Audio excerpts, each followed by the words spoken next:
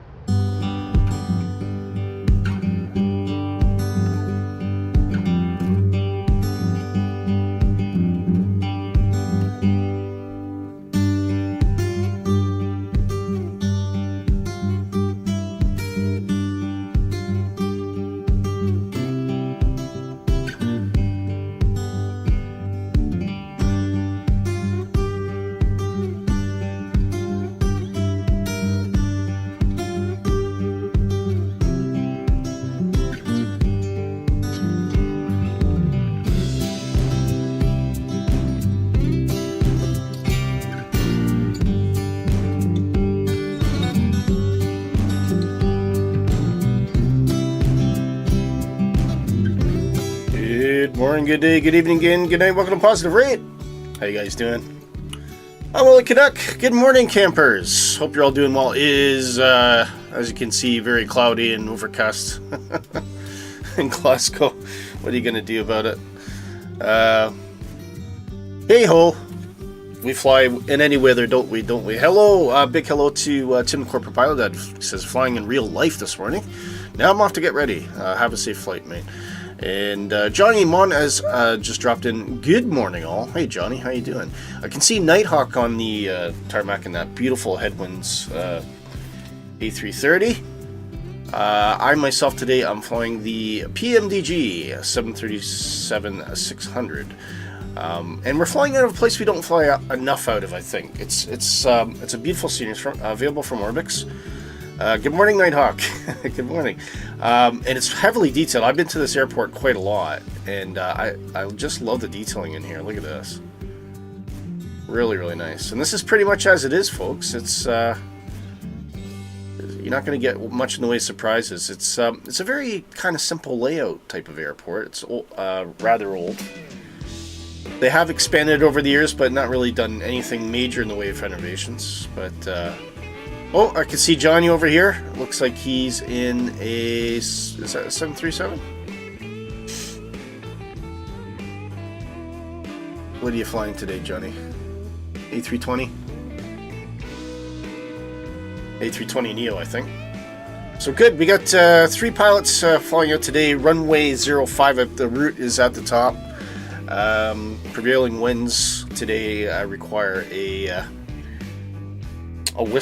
easterly departure, which actually works to our advantage because it's kind of the direction we're going, so that's fine.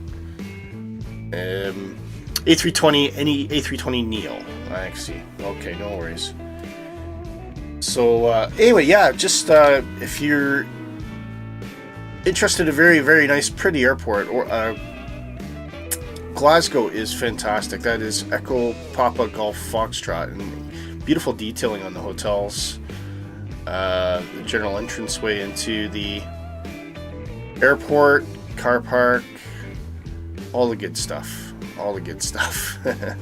And I think these are interior modeled all the way down too, so you can, this is pretty cool.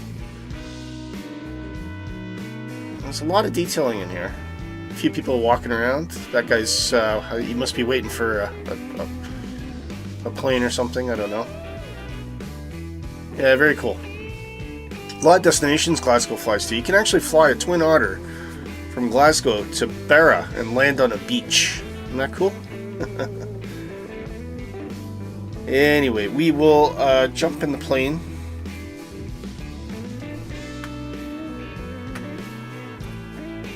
And get things going here. So I got the route all planned in. Hopefully you're more or less set up, ready for pushback. I've actually had the APE running the whole time. Just because I can't be arsed with ground power today. So I got 410 FL 410 set in the flight plan. AP is currently running as mentioned. I think what we'll do is we'll just get things going. So I'm going to drop the music up just a little bit. Bring out the sim noises here so you can hear all the good stuff. And yeah, let's get this thing going. So first things first, we'll get rid of the jetway.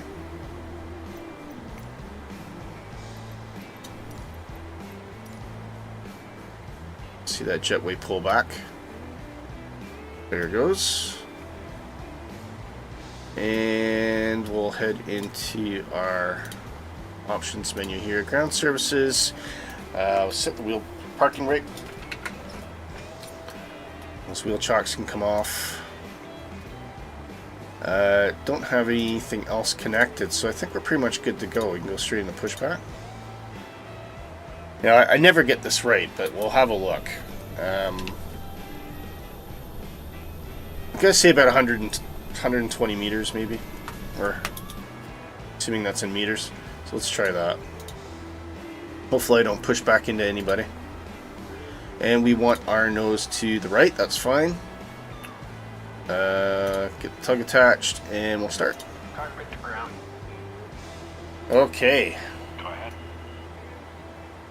We've been cleared for pushback and start. They want the tail to our left. Oh, seatbelts, please. Roger that. Ready for pushback. Tail to the left. Release brake. And beacon. Look at the size of that plane.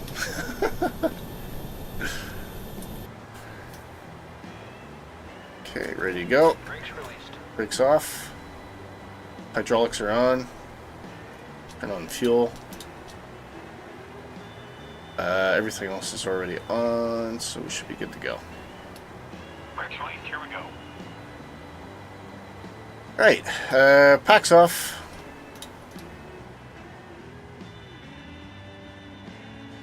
Whoop, see an airplane taking off there? Look at that. That's cool.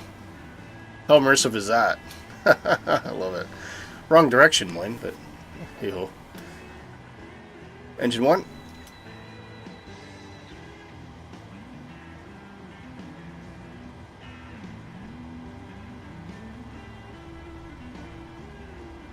Waiting for 20 on the N2.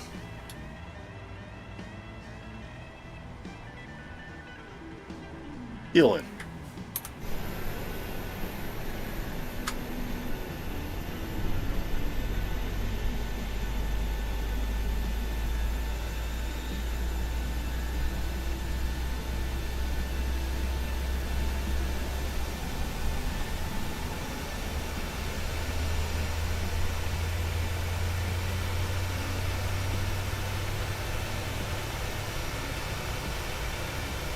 Wasn't quite far enough. Should have gone for about 140, 150 maybe.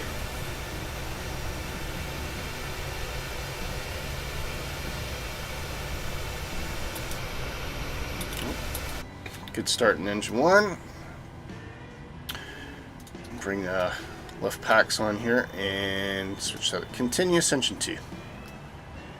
Oh, wait a minute before we do that. Set parking brakes. Let the push driver go.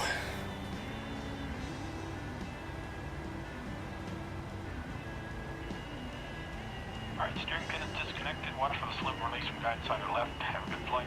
Thank you very much, sir. Engine 2.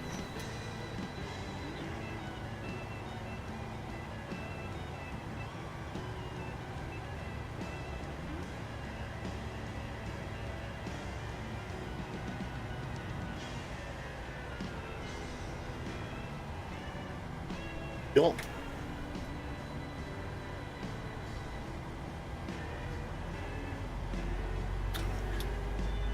we'll let that spool up. So how's everybody doing today? You having a good weekend so far? It's not much the weather-wise out here. It's kind of dismal. It's pretty much what you see in the sim where I am. So we're not going to do any sunbathing today, needless to say.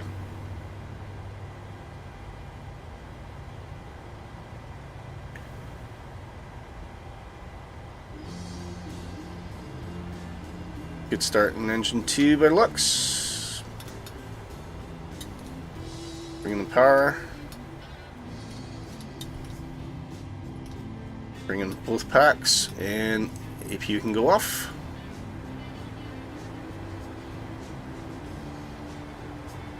A quick check on throttle. It's good. And our takeoff is set. Oh, hey Dan. Dan's popped in there. Initial altitude 10,000 is probably okay. We'll turn on the auto throttle, flight directors. And VNAV. Everything looking good so far. Transponders on, but we'll put on TARA when we go with that. Get to the runway.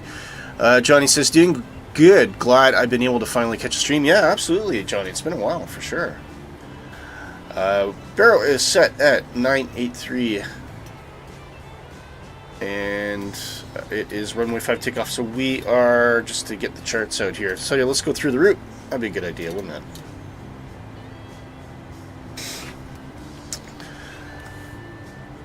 So we are taking, it is a runway, oop, that's not the right airport.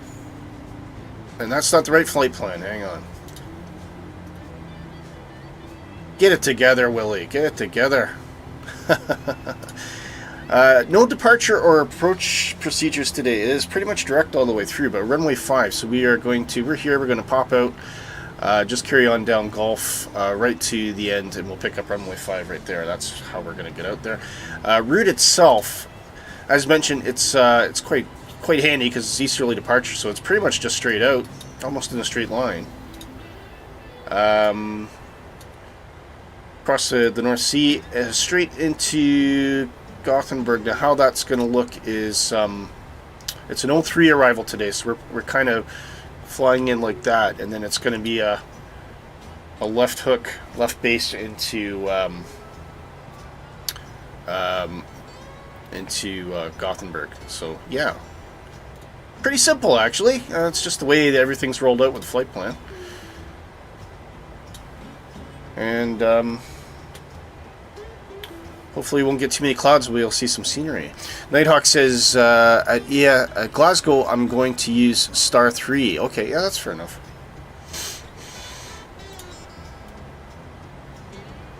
I'm going by what was assigned, sir. I'm going by what was assigned. But you can do anything you like. You do not have to copy me at all. Runway heading, of course. Didn't check that. Go to our takeoff ref here. Runway heading today is. Well, it doesn't give us that in there. It will give us this. We'll give it to us on here though. Runway heading is 48, so we'll get that wired into heading just in case we need to do a heading hold, which we probably will do if we're doing a direct.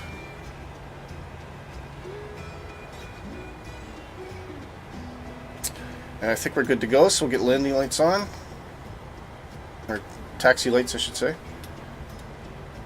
Let's roll out.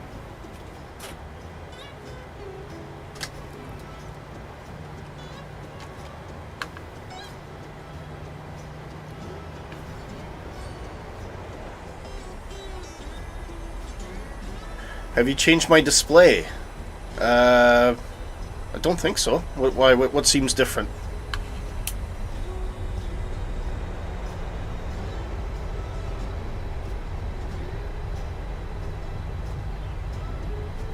Well, everything should be the same as far as I know.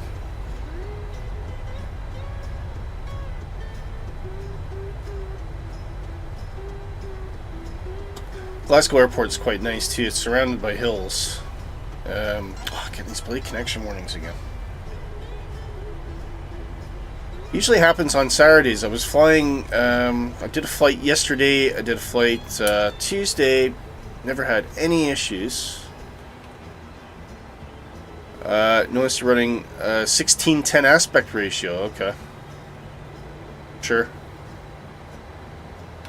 Does it not look good? I guess that's the key question.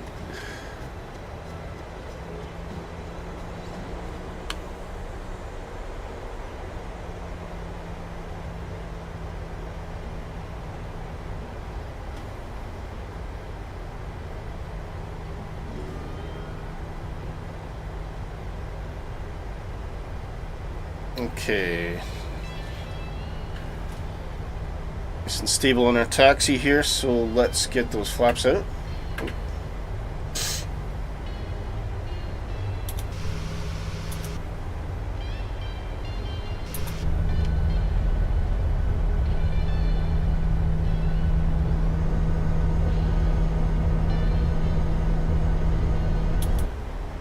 Oh, I am going the right way. Okay. Freaked me out a bit there.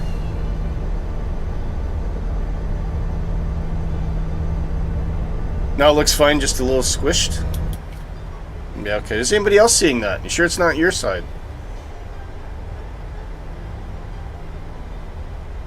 No, my stream looks okay here, so... Maybe you're squished. Maybe your eyes are 16:10. Have you thought about that?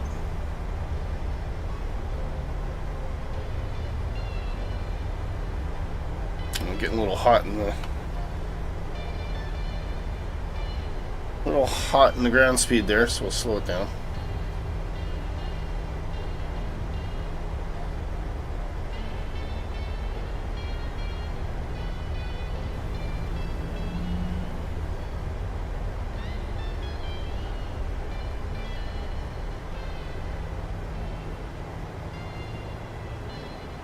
Could be your eyes, yeah. First rule of saying something's wrong: check your own equipment first. Put your glasses on. That's what I'd say. Okay, we're gonna hold up at the stop line here just for a second, see if the guys are gathering around.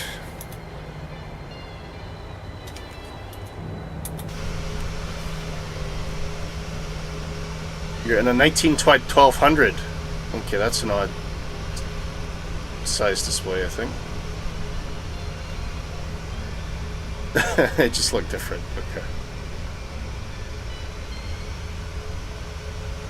Oh, can see Nighthawk's running out.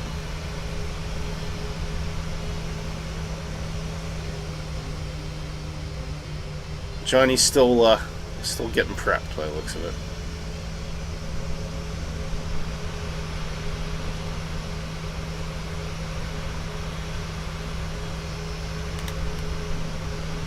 Okay.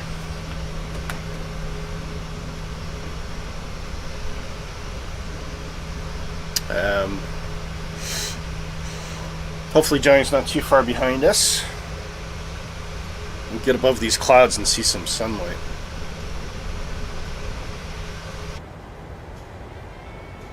Alright, let's get our get prepped for takeoff. Runway, turn off lights and landing lights are on.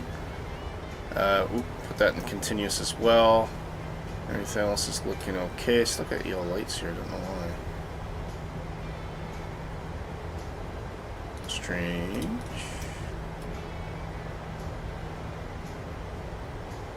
Why do I got warning lights there? That's odd. No anti-ice needed at the moment. It's pretty warm actually. But we'll see how we get on. Go ahead, had to restart, pushback, got stuck. Oh, okay, no worries. Brakes off. RTO.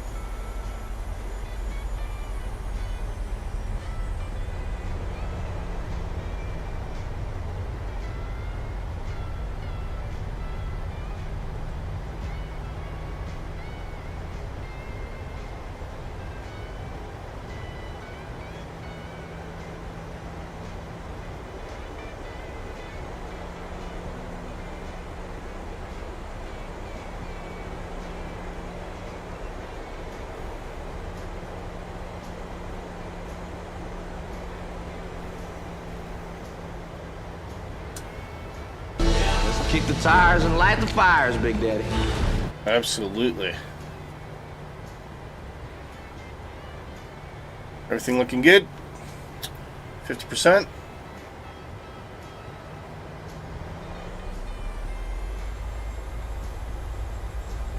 Climb 1.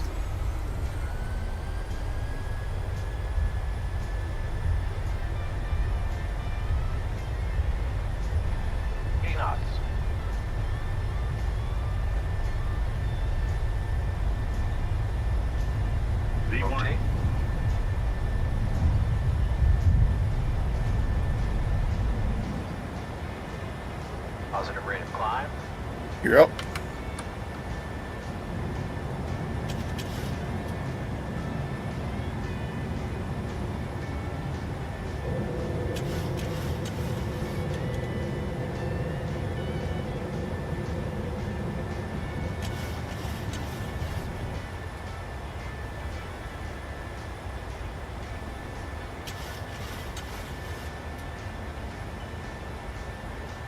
Flaps 1.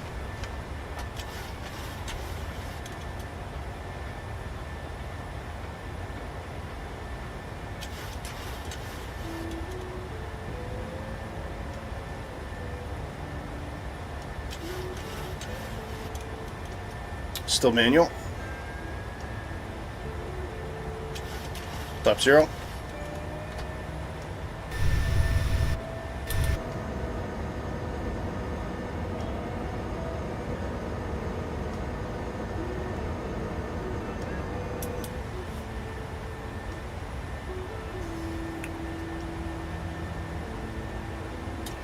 Autopilot heading hold. And we'll go direct combo.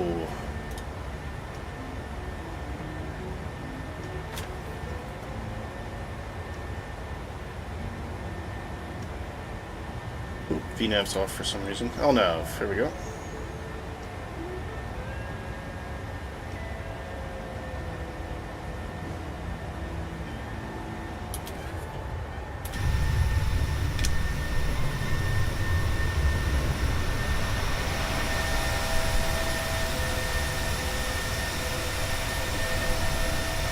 Huck's rolling.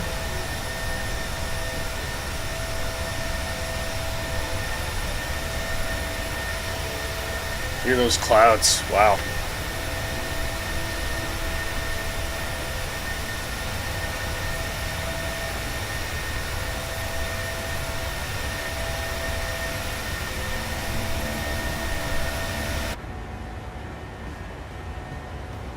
Steering pressure. And I'll take up to cruise 410.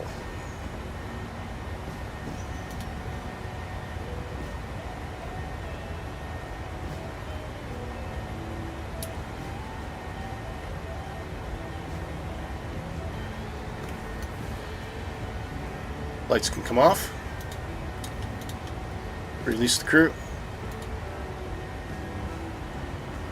I can start unpacking all the lovely food and various drinks that they've got.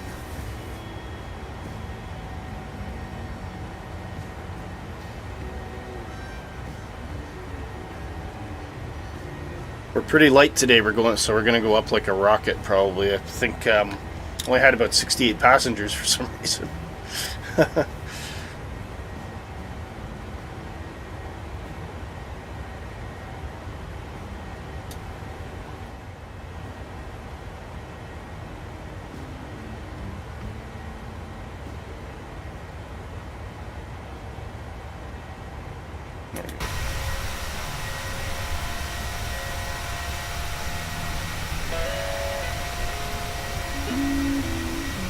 There we go. I always think pilots must have healthier skin because they see a lot more sunlight than we do. He put Scotland Forever as a meme.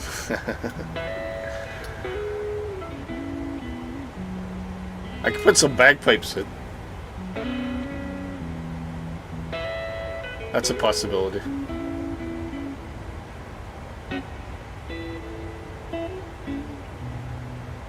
Don't know what's going on with the VNav there. That's weird.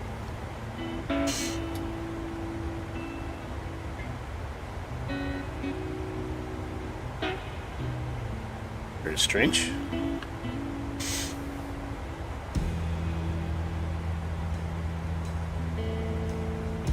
And up we go.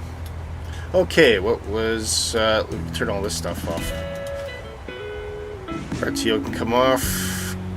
Put gear in the park. Everything else is looking okay by the looks of it.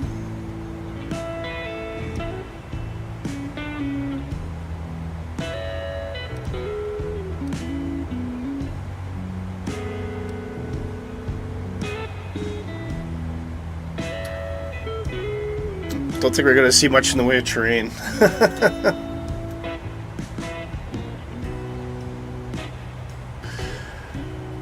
Oh dear, oh dear, what are we going to do?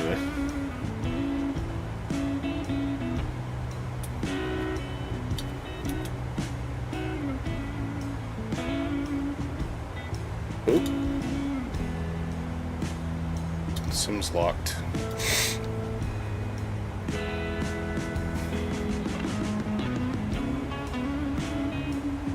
Can't move anything. What's going on? Oh no, not this again.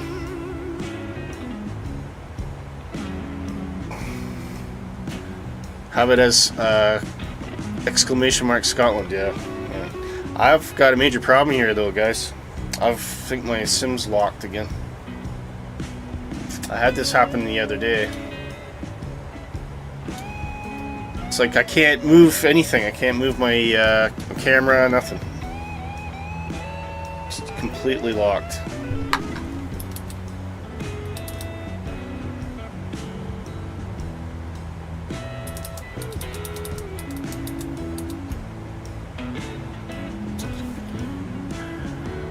That's not good.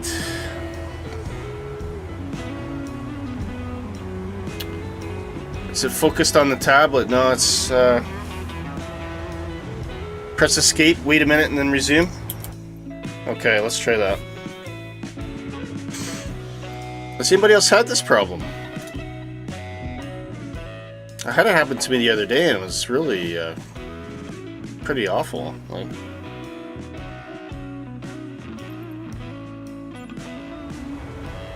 no.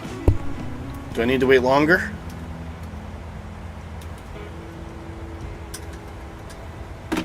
Oh.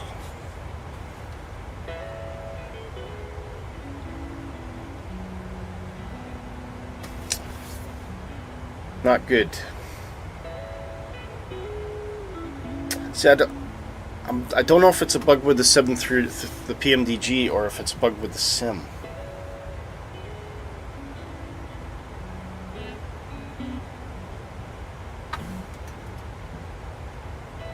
Yeah, it's just completely locked. I had it happen the other day. I was taxiing and I couldn't, suddenly I just couldn't stop.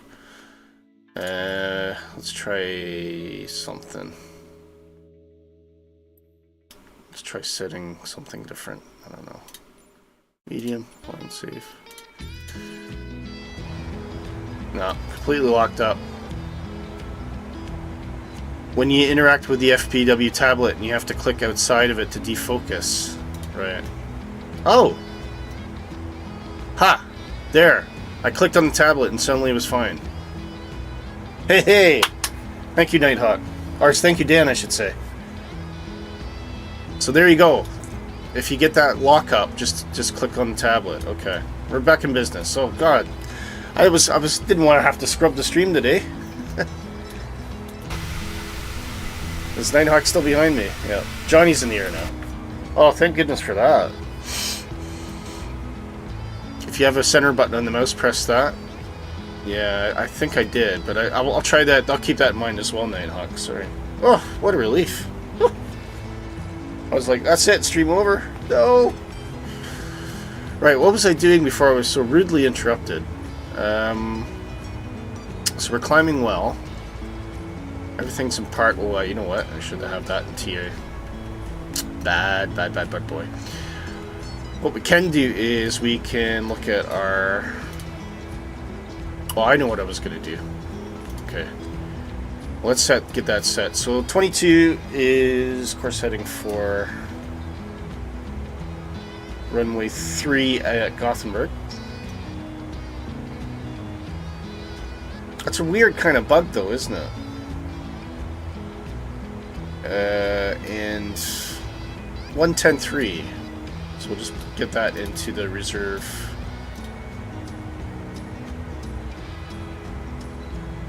There we go. That's all ready to go for us when we need it. Nighthawk says there is some weird combination of mouse button presses that can lock up your cockpit. Yeah. Well, it's very annoying. I'll say that. And as for why the VNAV seems to be fluttering between 270 and 271, that's a different thing entirely as well. Hopefully that'll calm down. It's Snoopy in the doghouse. Never know if you need heading. Everything else is looking good. Right, okay. I'll go back to the wing view. Just gonna look up, get some news ready here. Yep, just gonna go out, gather up the news, guys. I'll be right back. Stay with me.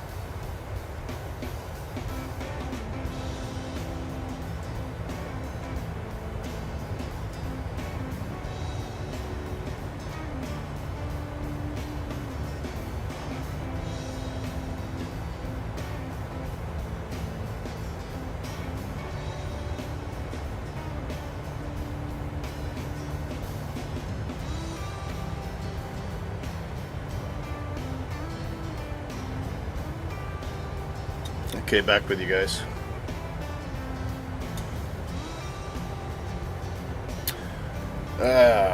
Nighthawk says Edinburgh is pretty busy on Valletta today, is it? Let's have a look.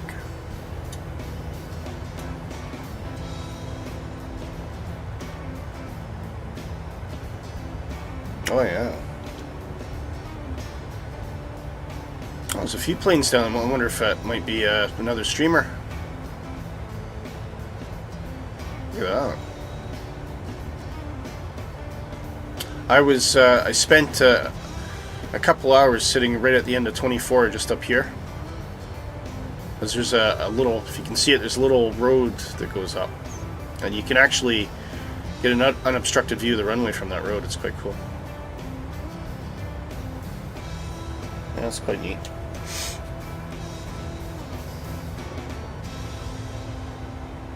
Getting a lot of wing flex today, aren't we?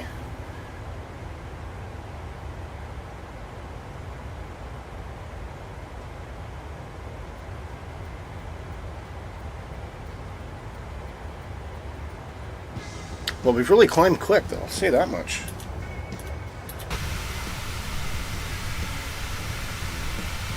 Nighthawk still chasing us. And Johnny not too far behind, so I should get some good drone shots of you guys coming in.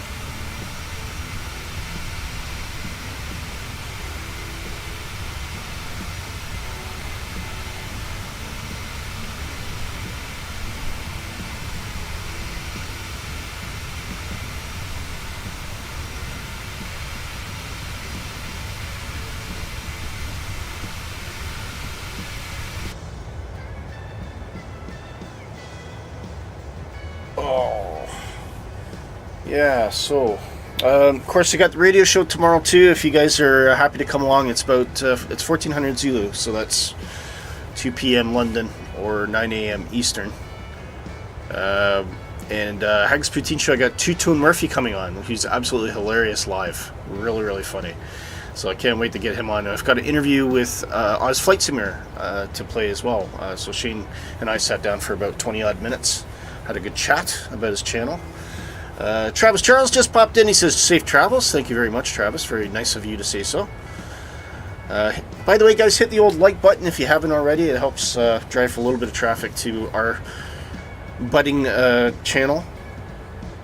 And of course, I think it was last week we had a fantastic episode with Hangar 713 talking about the Navion. Really good. Really enjoyed that. Amazing little aircraft. He's well, 2 aircraft that he's got. And I think it was an instant buy for somebody. And join our Discord as well. Thanks, Dan. Do you join the Discord, become part of the Positive Rate family. Always happy to have new members pop in. And we'll chat about anything. Jokes, airplanes, flight simulation, whatever you like. So please do come along. And don't forget to hit the subscribe button, folks, as well.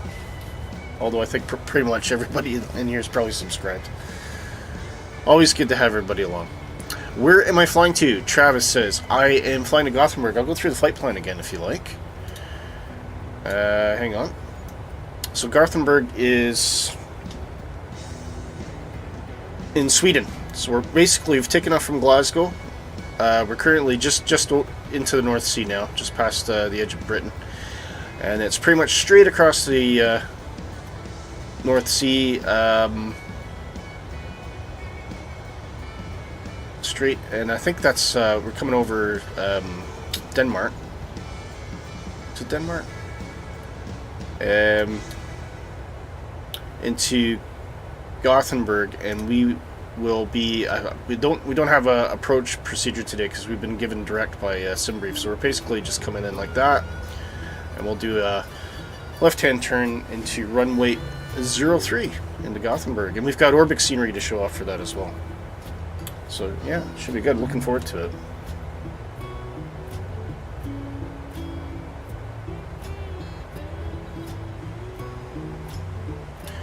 Estimated time of arrival so far is 12:47 Zulu, so that's assuming we're still synced. Yeah. All right, so just before 1 o'clock we'll be should be landing into Gothenburg.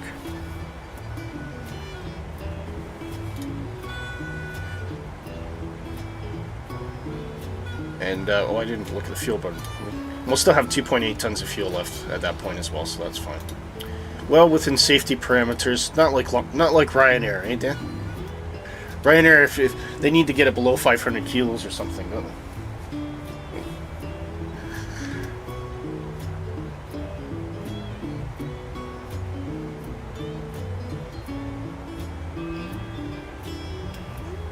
Let's check the weather in Gothenburg. -3. Ooh, it's gotten colder there. Winds are still a 070, so that's fine. We'll keep our runway. QNH 1000, so we'll get that set.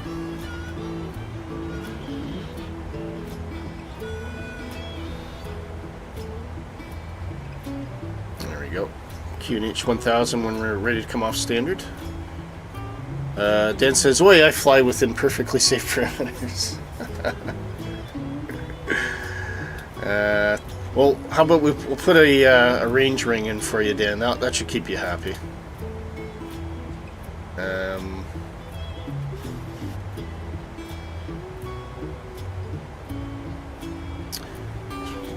Runway 03.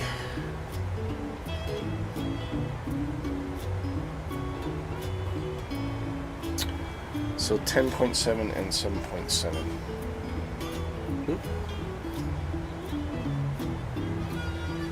Range ring. Flap ring. You're a flap ring. Right. ESGG. And we want reciprocal of runway 22, so we take a 0, 2, 2. I just wonder if I can put a calculator up on the screen. Let's try this. I'm sure a lot of you guys know it, but some people might not do. So we're going to put, we know the runway is 22, so we're going to add 180, which gives us 202 as the reciprocal. So we'll put, and we want the fix for that, I think it's 7.7, so 7.7 slash 202 into there. Oh, just I got that back to front. Hang on. 202 slash 7.7. There we go. And we'll put another one at 10.7, which is our entry point into the ILS localizer path. Will it let us do it without the slash? Probably not. Slash 10.7. There you go. Gives us 11, that's fine. So if you go to the plan, let's go have a little peek at this.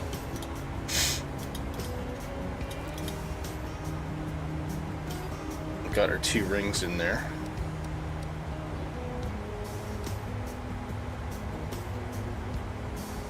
There we go. So we've got a ring set. This is our entry point onto the localizer, and then we've got another ring set for our approach onto the glide path, the glide scope into runway 3. And that just helps me visualize as we're flying close where we are in relationship to the runway. And of course, if I go right out, you can see that 202 line that I've put in extends way out. So that's basically the runway heading. Almost like the dotted line taking us straight into the runway. Dan says, oh, it's Boeing SOP to deploy reversers when the main wheels touch down first, so it gives time for N1 to spool up. Okay, fair enough.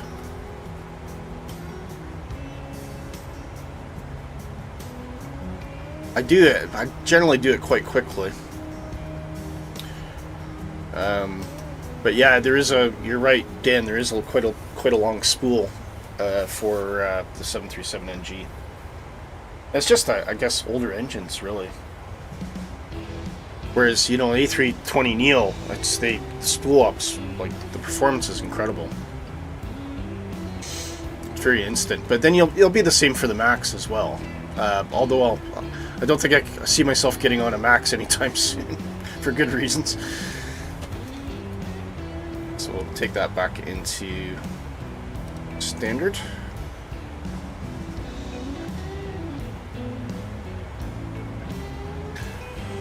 I'd be curious to see how the SOPs differ for the Max for Ryanair than from the NG series. Dan, have you had any exposure to that? Any information? Because it is, imagine, be a little bit different, and mainly because the engines are you've got much more kind of powerful, performant engines than you would on the NGs. Anyway, shall we do the news? We're at cruising altitude. Yes, we are. Oh, take the seatbelts off. Poor passengers. They'll be desperate on a pee by now. That logo off as well. Oh, I'm missing all sorts of things. I don't have the strobe on. Okay. For the Max, not that you're aware of. You got you curious now? Yeah. Alright, dudes. Shall we do the news? It's time for the news. Here we go.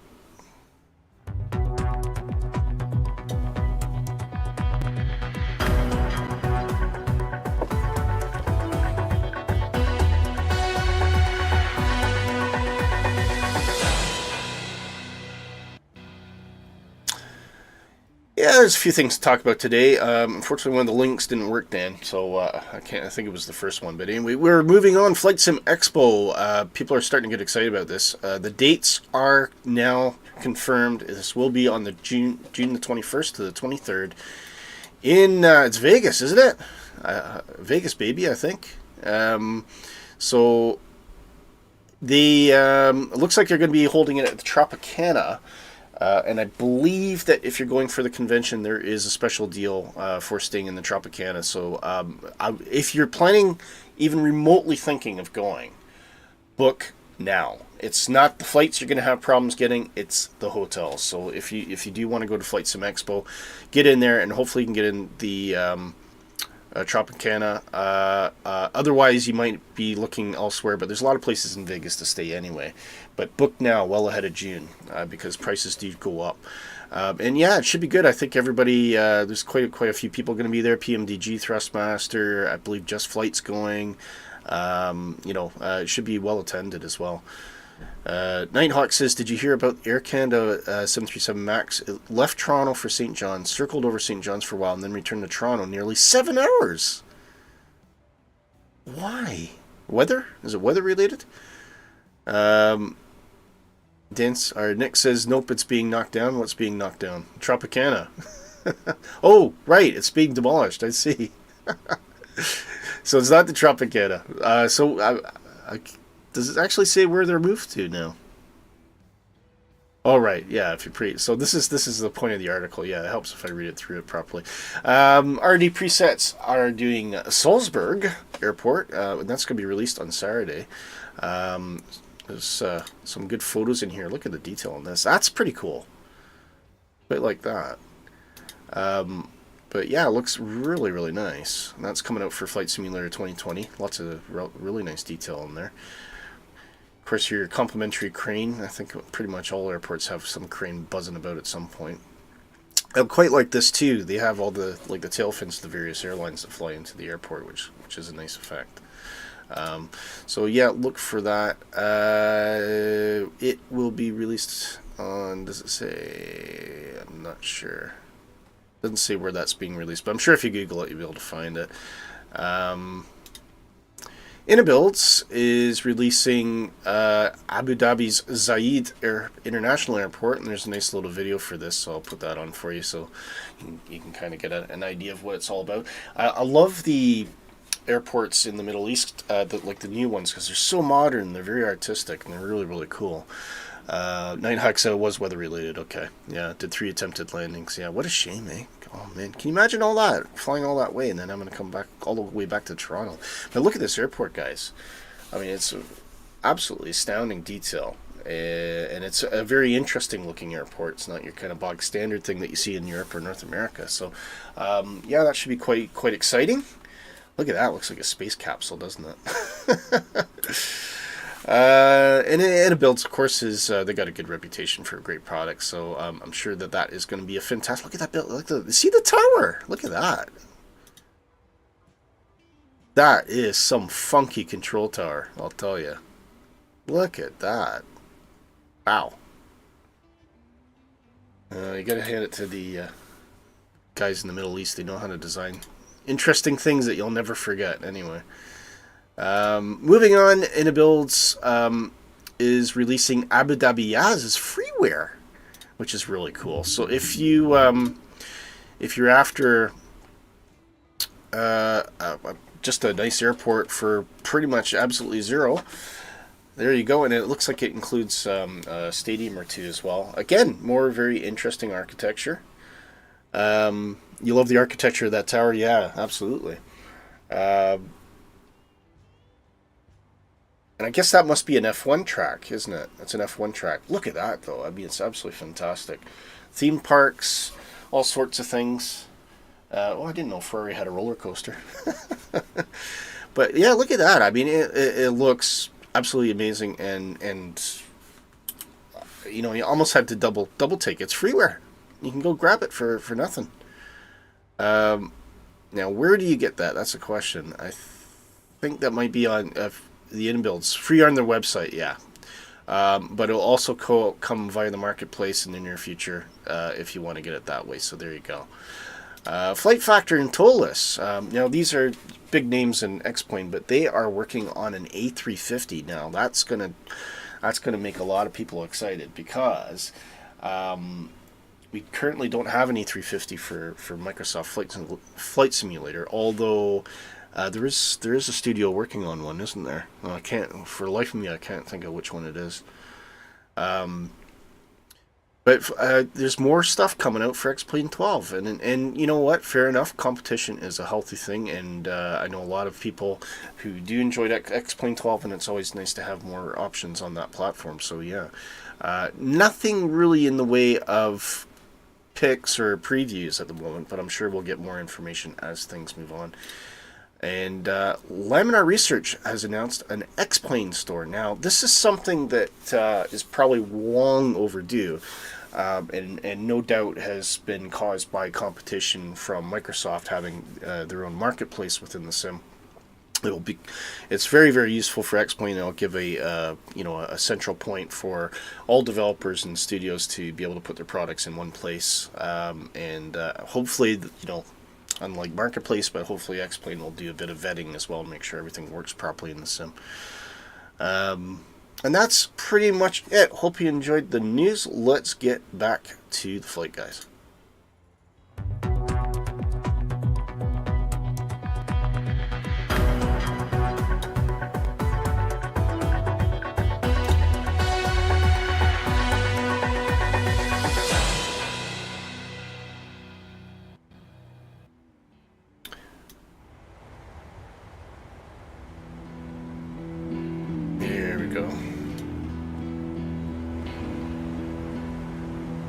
Alright, should we do a position check? We are currently just coming up to Gipsu. Top of descent, just over 160 miles off. And let's see if we're still being tagged here. There's Johnny, there's Nighthawk.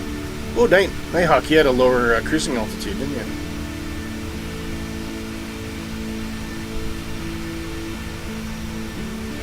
Both seem to be making very good progress. Actually, Nighthawk is probably going to overtake me by the looks of it. Nighthawk, you're going to beat me again. And you're definitely gaining on me. Luckily, we've got 4,000 feet of separation, so that's alright.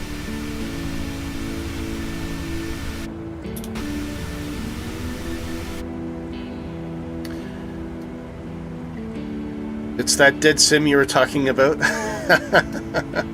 Did Nick say it was a dead sim, did he? Oh. Yeah, you know what? I've seen it happen too many times. A new X-Plane comes out, everyone rails on it. They say, it's not as good as this, it's not as good as that. And then, there's X-Plane always surprises you. They just seem to hang on. A lot of people like it. It's got a big following. Nighthawk says I'll have a longer approach, so you'll still land first. Oh, okay, fair enough. Dan says, yeah, Nick is convinced XP is a dead sim. Yeah, I don't think so. I think they really struggled through the beta. I'll definitely say that. But as far as it being a dead sim, I don't want it to be a dead sim, because if we don't have at least one other simulator out there, then what pushes Microsoft to improve the product, right?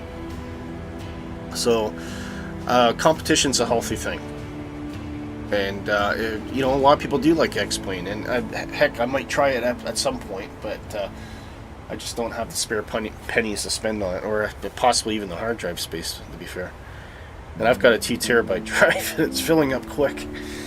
And it's all Flight Simulator. I have nothing on my PC apart from Flight Simulator and Microsoft Office. I don't have any other games. Just all Flight Sim and Flight Sim related applications. And yeah, it's the scenery mainly, isn't it? Scenery in the airplanes. Well, I'm probably overdue for a clean out, but I don't really need to do that right now, so I'm quite happy. Do a quick fuel check. Yep, nothing's really changed. We're still looking at 2.8. Now we do have a fuel. I think we got a bit of a fuel imbalance here. So let's try and fix that. So we are currently running heavy on the left. So what we're going to do is we're going to turn off those pumps, put on crossfeed. Nope, that's wrong. The other way. Turn off the pumps on the... We're running heavy on the left, so we want fuel to go from the left to the right. So crossfeed's on, turn off the pumps on the right, and that's going to start drawing...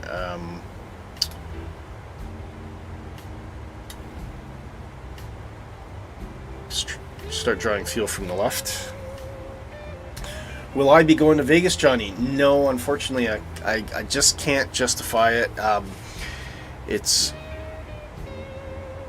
if I could get a direct flight, which is hard to get from Scotland, and it was a reasonable price, I might consider it. But or if someone sponsored me to go, so like someone would pick up some of the expense of me appearing, then yes, I'd definitely go, because I have expressed interest on participating in the content creators panel, probably as a host actually, but no, unfortunately it's a bit prohibitive. By the time you add in the flights and the hotel, it's really expensive, and of course food. Dan says, it's mad, hear me thinking back in 2008, 60 gigabyte hard drive. Yeah, for X360 was an insane amount of storage. I know. Yeah.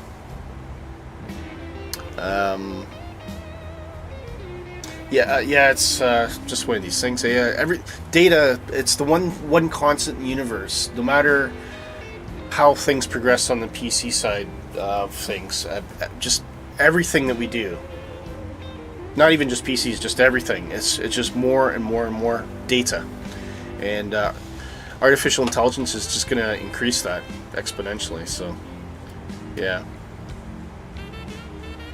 And Johnny says, "I hear ya. I think I'm going to try to attend. I'm about 90% at that point." Oh, well, cool. I mean, I think it'll be amazing. Don't get me wrong. And Vegas is a much better location for it, because Vegas is really geared up for that kind of event.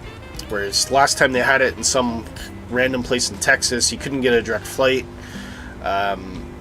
It was just were putting too many hurdles in the way for people to attend, especially if you're coming from international. And I think Vegas is much better choice, albeit further away, ironically, but. Yeah, I think it'll be fantastic. I'll tell you what, if you get a chance to, I don't know what the options are, but if you can go see that sphere, I think they're showing you can see films in it and things like that. But I mean, that'd be absolutely extraordinary. Definitely a reason to go to Vegas just to see the sphere. A guy I worked with went to see U2 at the sphere about 4 or 5 weeks ago. He said it was mind blowing, absolutely mind blowing. And I think he said something, I can't remember what he said about the capacity, but it was something like 30,000? 30,000 people in an indoor stadium. Amazing. Well, not a stadium, but like a theater.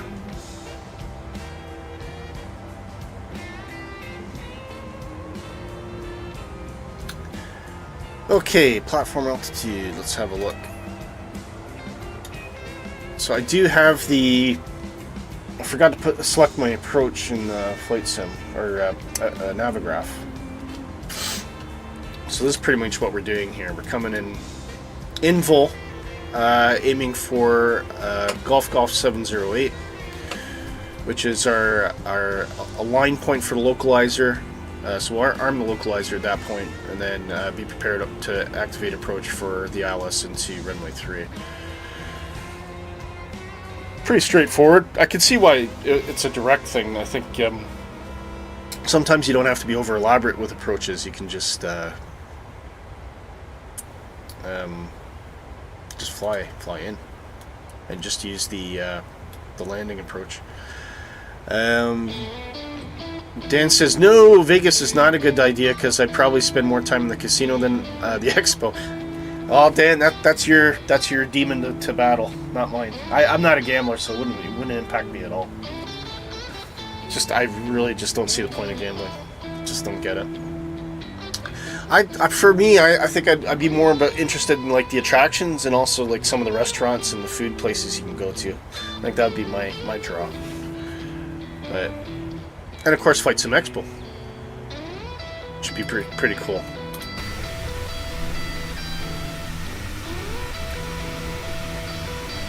Oh, there, Nighthawk. I knew you'd overtake me. Look at that.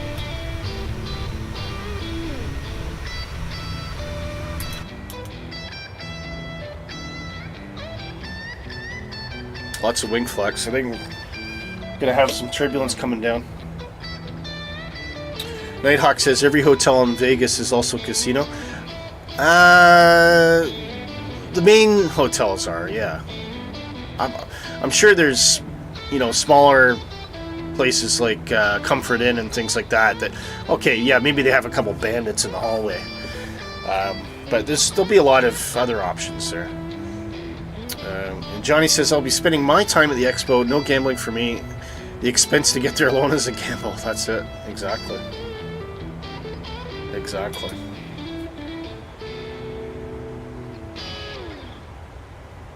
Okay. Just turn that up a bit so I can see it better. It's getting a wee bit bright in the cockpit. I'm getting some glare. Nighthawk says, I think DC area would be a good place for the expo. There's so many aviation related places to visit. Yeah, very true. I think that's a good shout, actually, especially if they did something in conjunction with the Smithsonian. Then again, it could be counterproductive for the expo, because at the end of the day, when they hold the expo, they want people to go to the expo. They don't want people to be drawn away by other attractions in the area, if you know what I mean. So it's one of those things that it could potentially hurt attendance, or at least long-term attendance. People might go for shorter periods of time if there's something more interesting down the road that they want to see. So I could kind of see maybe there might be competing priorities there, but it certainly would be a great value for money as an aviation enthusiast.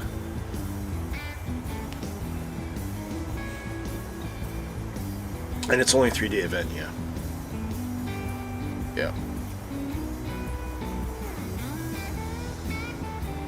I'm just gonna go grab a glass of water. How far? We got just over 80 miles to the top of descent. I'll be right back, guys. Sorry about this.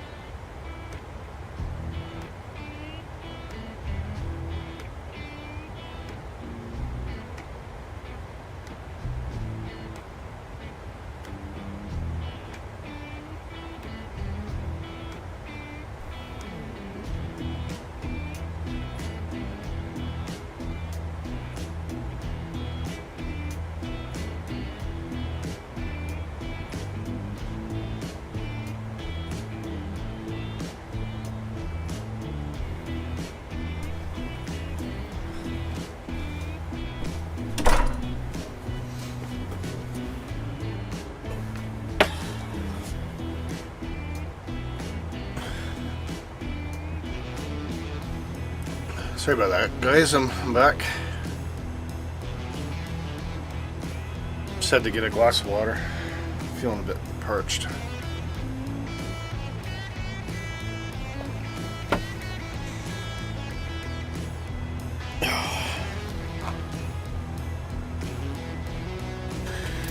Okay. Excuse me. Somebody choose to extend their trip to 5-6 days? Yeah. Chicago. Interesting.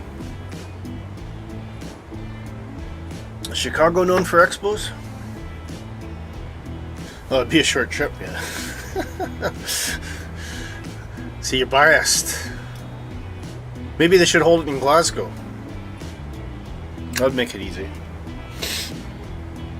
Oh, just gonna sneeze.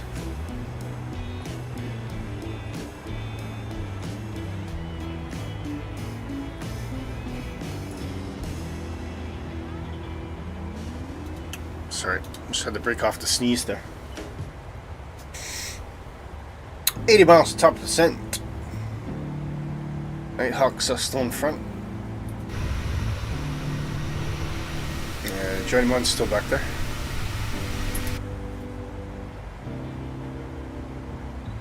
Bless you. Thank you. Many locations capable of holding an event like FS Expo, yeah. I mean, it all comes down to expense, but I mean, ideal places in the UK are Birmingham and Glasgow, because they have Birmingham more so because the airport's pretty much right at the exhibition center, and there's hotels right there anyway. Can't get any better than Birmingham, apart from the fact it's in Birmingham. But the NEC itself, there's a lot of stuff around. There's a big kind of entertainment complex as well, which is really, really awesome. So you don't even really have to leave the area around the NEC. You can just kind of stay in that bit. There's some very nice hotels there.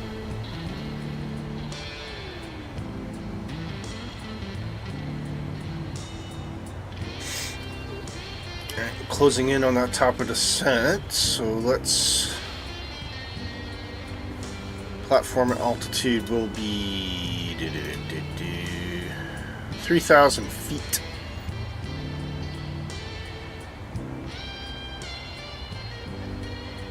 Probably a bit premature to dial that in yet.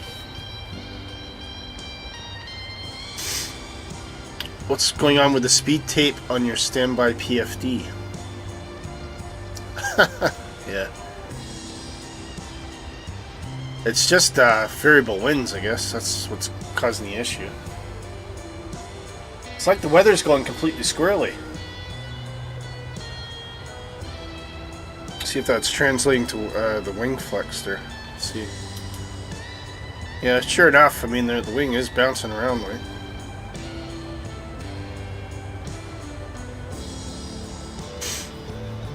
And Brett Plays is just coming. He says, "Hello, Willie Canuck." Hello, hi Brett. How are you? How you doing, mate? Good to see you. We're just on our way to Gothenburg in Sweden.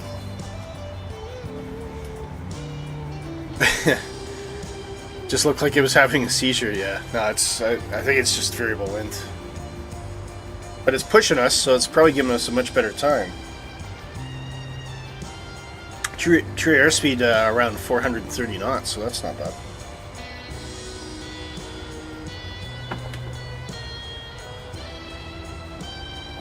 In fact, that probably has pushed up our approach time. Because yeah, we're 12:45 Zulu now coming in, so that's improved a few minutes.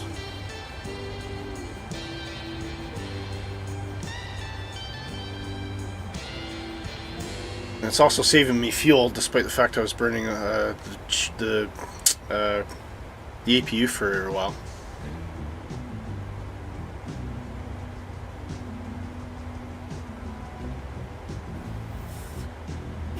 Brett says, "G'day, Johnny Mom." Do you ever sleep? I think I've seen you at every one streams. Johnny, you pulling an all-nighter for flight simulation, are you?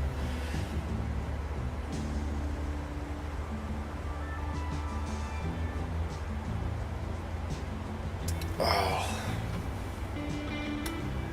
did a forward checkout of Gothenburg scenery too. It's really awesome, so I can't wait to show you guys. Pretty cool. And while you're here, please do click on this link. You don't have to do anything about it other than check out the great products, but I'll tell you what, it helps us.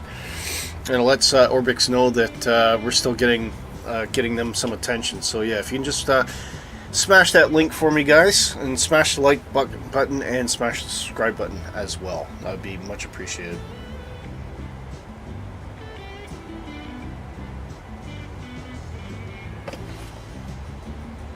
Oh dear, oh dear. So Brett, I guess it'll be getting quite late for you, but does anybody have any interesting plans for Saturday? Let me know. Best thing I'm going to do is help someone set up a MacBook, and I know nothing about MacBooks, so it's going to be very interesting. And just add fuel to the fire, he thinks he's forgotten his iCloud password. So, anyway. After that, Six Nations today, so, what's Six Nations, actually? Which is my favorite tournament of the year.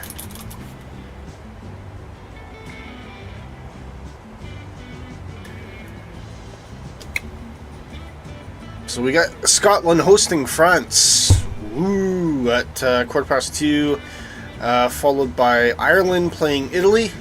Ireland hosting Italy. I think Italy might get a bit smashed up there. Oh, that's tomorrow at 3 o'clock, sorry. And then today we got England hosting Wales at 4:45. So yeah, that should be a good grudge match. And of course, Scotland won their first match against Wales last week, so we'll be interested to see how they get on against France, because France is technically ranked higher.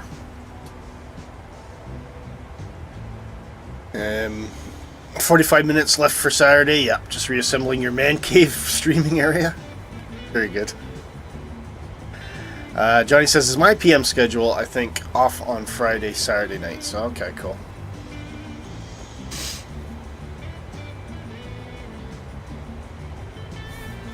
Yeah, so anyway, we'll be watching a bit of rugby today, and hopefully Scotland has a good chance to hold France in Murrayfield. Murrayfield's an amazing stadium as well. I always love watching matches in Murrayfield. I've been there in real life a couple times.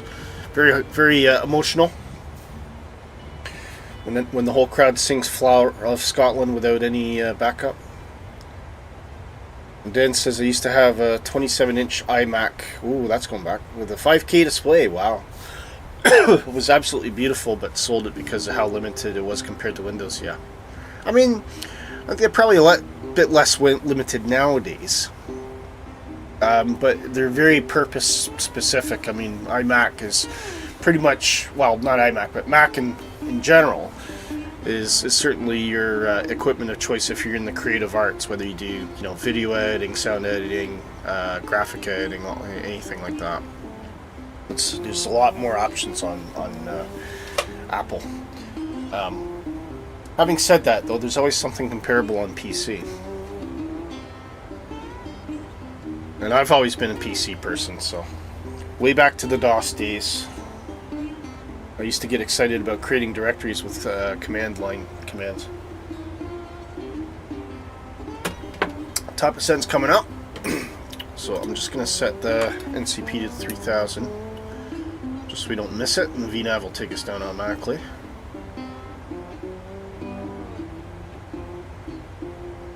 No terrain or anything to get in our way, so it's pretty much just a glide straight down to the intercept on the localizer and into Gothenburg.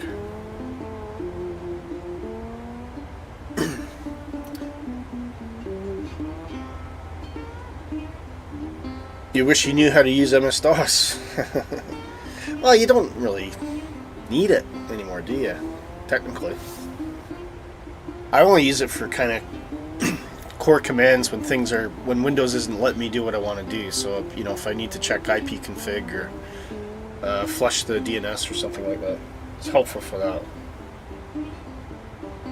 It's much quicker to do it that way than try and do it manually through the Windows interface.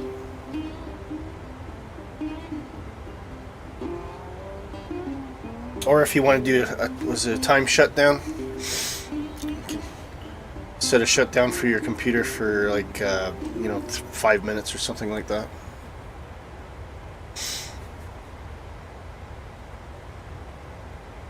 You just play around with it in VM for historical purposes. Is that what you do for entertainment? Johnny says going to take the plunge to get something this year, most likely a PC because of Microsoft Flight Simulator. All right, okay. Oh yeah, is that right, Johnny? Do you fly Flight Simulator on Xbox? But yeah, if you don't have a PC, it's well worth it. And of course, you get access to things like fly-by-wire, and a lot of freeware stuff. There's tons of freeware out there.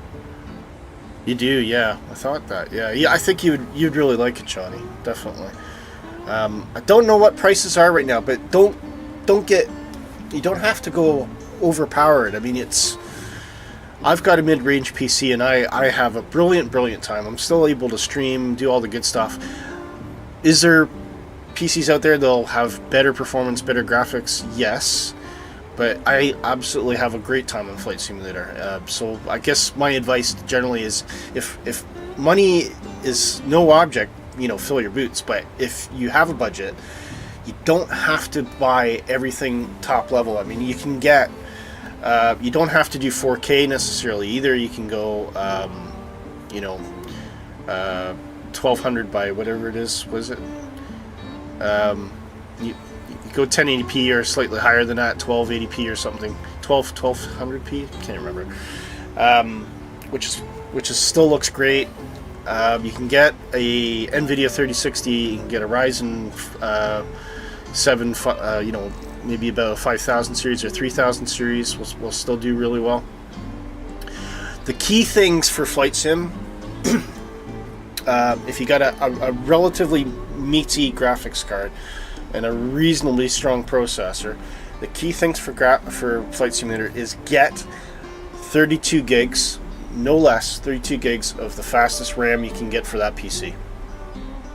And the other thing, I heavily recommend, is a 2 terabyte solid state drive as fast as you can get. And right now, I think Generation 4 SSDs are out there. That's going to make a massive difference in your performance. More so than saying going from a 3060 to a 3080 or a 4090 or something like that. You're going to see much more significant improvement overall with 32 gigs of high-speed RAM and a very nice, large, fast SSD drive, and you should be good to go. As long as you're getting a reasonably good processor, so you don't have to get the top of the line. That would be my thoughts. A champagne taste on a beer budget, yeah, that's it. Okay, descent has started, and it looks like we're going to be landing in soup again today, unfortunately.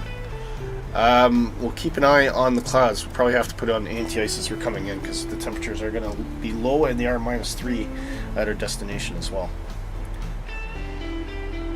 Nighthawk says, I used a PC part picker to build my PC and took time to watch prices. Yeah. Well, if you got patience and you got a little bit of education, that's helpful. There you go. Notelix is bang on. Ryzen 7 5800 X3D is really good. Yeah. And it's reasonably priced. But I would definitely don't go Intel. Go Ryzen. You get much more bang for the buck. And it's not like the old days. Flight Simulator loves Ryzen processors. It runs really well on them. Really, really well. But for the graphics card, I would still stick with NVIDIA.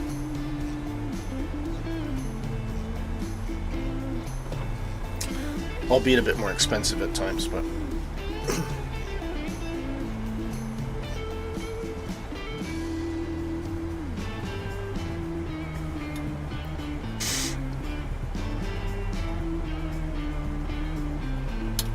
yeah, that wind's really...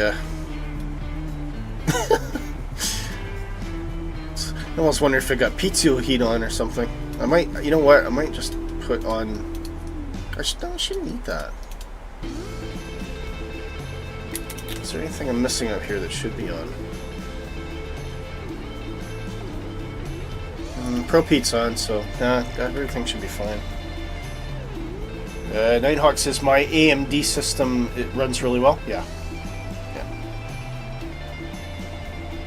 Do you have a AMD graphics card as well, Nighthawk? Dan says he used to be pro Intel years and years ago when I had an i5. Yeah, so was I. I was, no one could tell me different. It was Intel. It was NVIDIA. And I had a friend I worked with, and he says, honest to God, he says, Ryzen processors are amazing. This was a while ago. So finally, during COVID, when they announced Flight Simulator, I'm like, I really want to get that. So I had a little bit of money saved up, and I had a bit of money given to me for my birthday and things like that. And I ended up getting a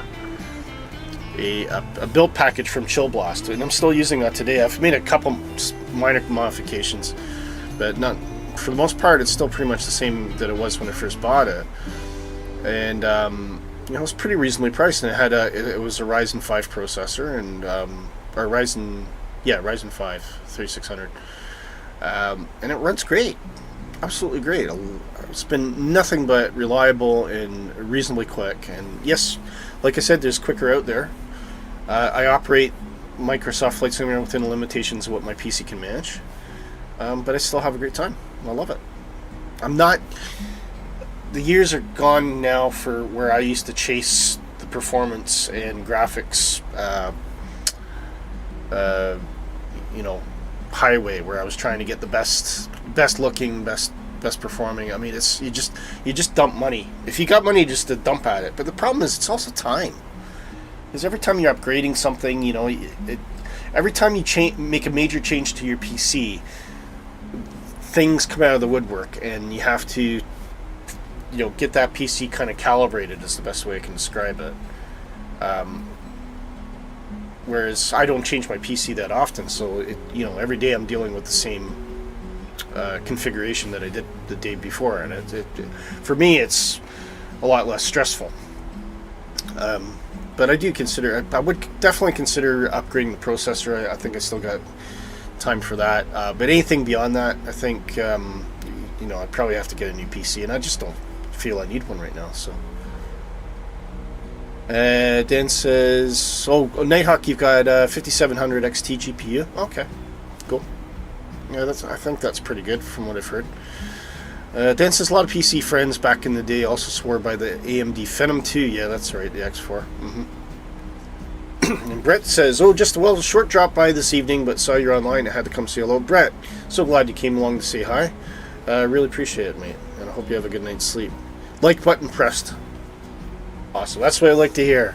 Thank you, Brett. Much appreciated. All the best, teammate. Nighthawk said, I would also recommend 64 gigs of RAM using 2 sticks. Yeah, sure. I mean, but I think 32 is pretty good. 64 depends. Why do you think you need 64, Nighthawk? Is it that big a difference? Because I'm not even using 32 gigs of RAM. I mean, my RAM usage is probably sitting around 20, 21 out of the 32 at the moment. Night, Brett. Take care. All the best to you.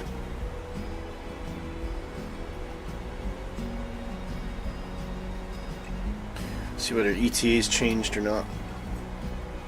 Tell you what we could do. Let's do a wind forecast and see how that upsets the ETA.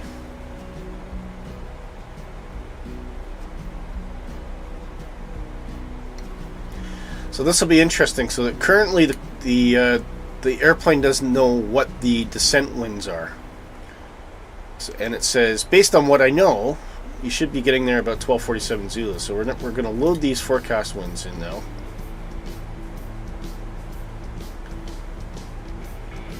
And execute.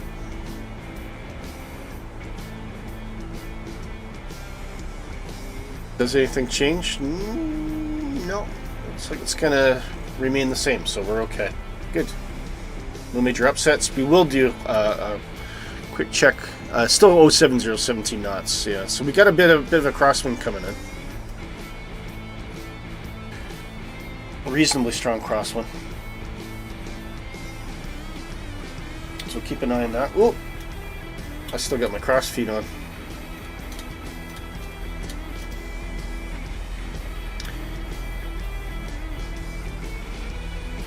Imbalance. I've imbalanced too far the other direction. See, I'm not paying attention. Not paying attention. This is why it's always good to have two pilots. Just for someone to tap you on the shoulder and say, do you want that crossfeed on still?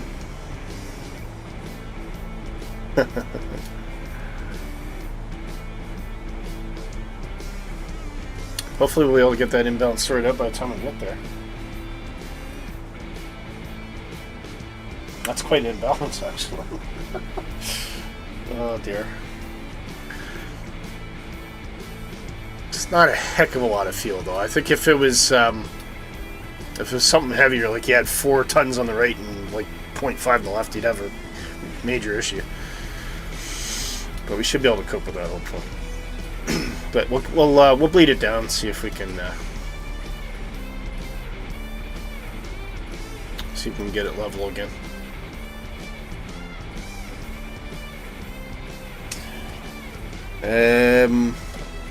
Two sticks is best, and with 64 gigs you don't have to worry about page SSGs. Okay, yeah, fair enough. You need more gigabytes than Microsoft uses for. Yes, I do appreciate that. Yeah. I think descent winds are more for the VNAV to calculate descent profile. Yes, but your descent profile can change your ETA. Dan says, neat trick I learned from A330 driver. If you go direct to your current inbound waypoint and execute, it'll update the descent profile with the correct winds at the current time. Okay, let's try that. So we click, execute.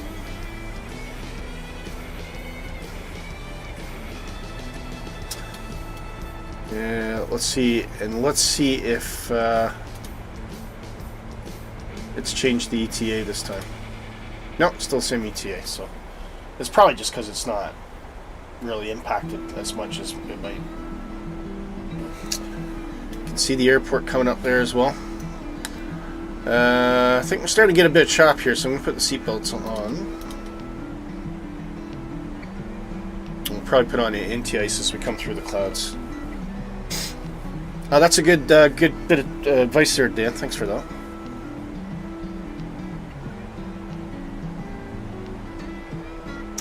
Okay. Still see Johnny behind us.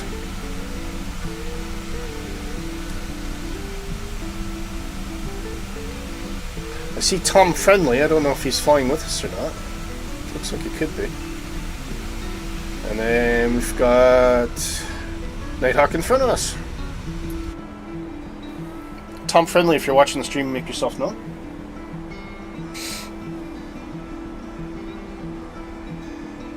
Let's see what Volanta says. See on.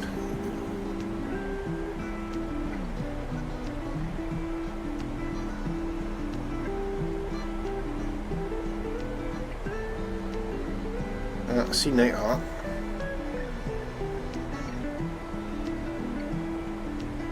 Don't see him on the Volanta. Apparently it's -3. Yes, it is. Yeah. Yeah. Don't think he's with us. Oh, he's heading northeast. Oh, okay. Fair enough.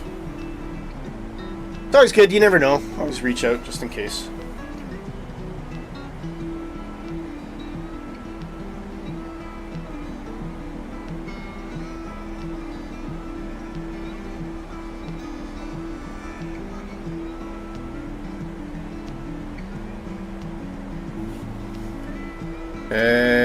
Right. Any final checks here we have to think about? So, auto brakes 1 will be our approach brake setting. So let's do it on this side here. Rough approach. So 110.3 is set and ready to go in the ILS. Course 22 is set in the MCP. 30 flaps 30, 124 VRAF, so we will be landing at, we should see 129 reflected in the approach speed for runway 3, and it is, so that's good.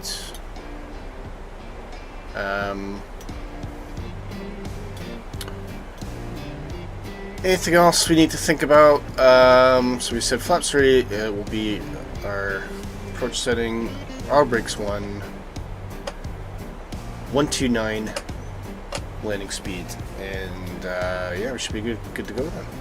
Cool. Passing or approaching 16,000.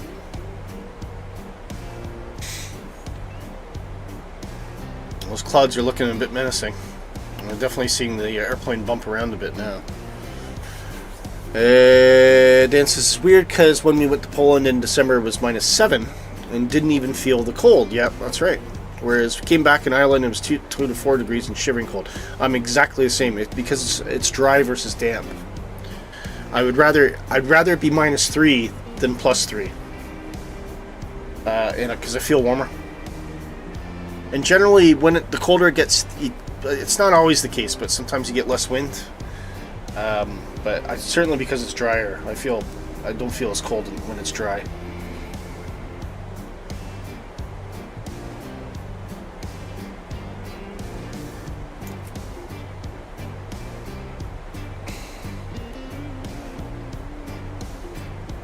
Okay, I think we're going to put the anti-ice on here just to keep us safe. Just signal the cabin crew to start cleaning up.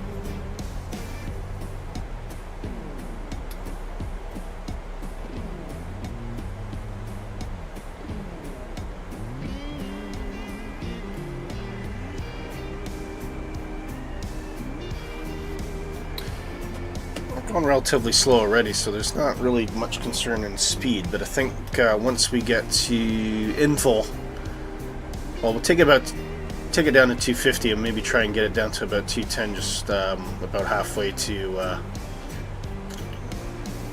say 20 miles out of oh!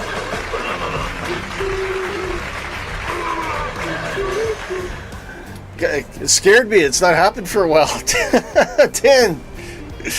Dan just chipped in 5. He says, haven't flexed those dancing muscles in a while. You're right. You're right.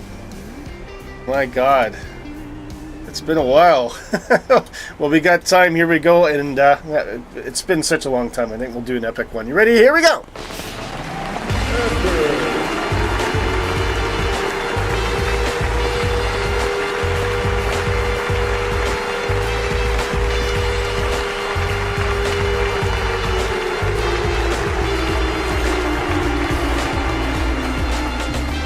Thank you.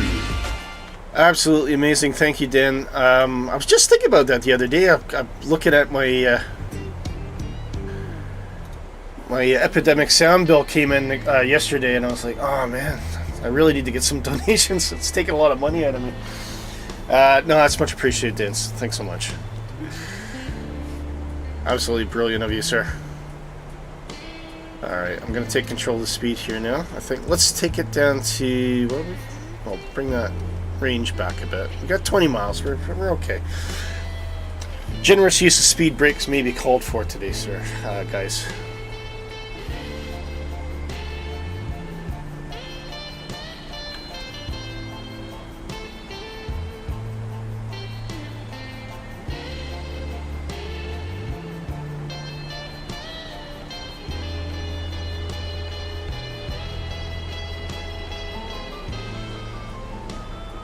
Definitely still getting pushed by the winds too, so we'll keep an eye on that descent profile.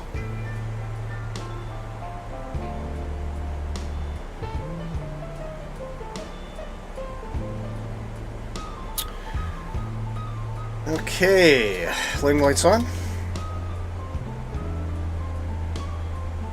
Don't think there's going to be much more we can do about that fuel imbalance, but just have to keep an eye on it. It's only about a half a ton now, so it's not too bad. Not ideal. Not ideal, but definitely outside of tolerance.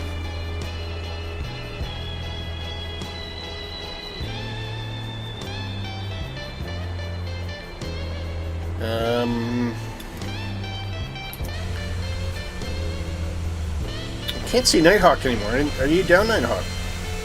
Still see Johnny. When you said you had a big funny approach, didn't you?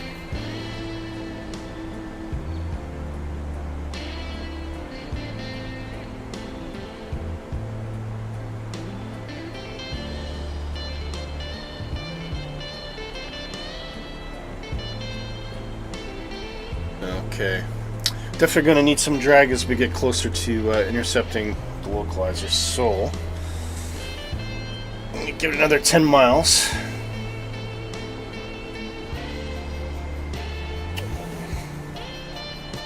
And we'll get the speed brakes on and get this airplane slowed down. What do you think about oil brake 1? We'll set that. Anything else? I think we're all good to go.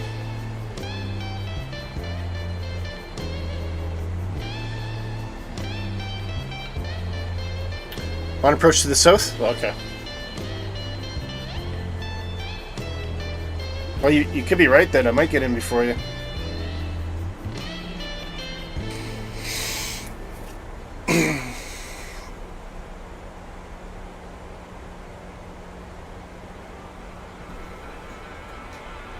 Alright, let's get this plane slowed down.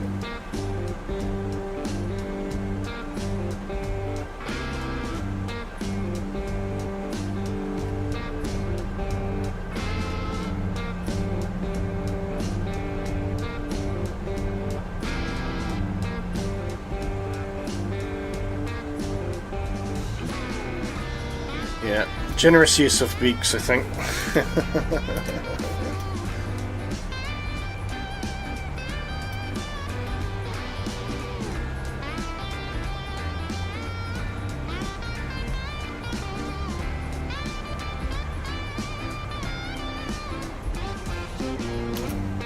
That wind is really put. Oh no, we got a headwind now. That's interesting.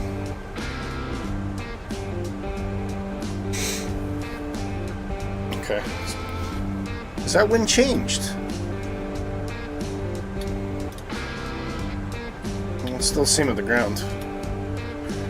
The Cow's Diamond DA42 has been released. Ooh, interesting. I'll have to get that up for the news next week.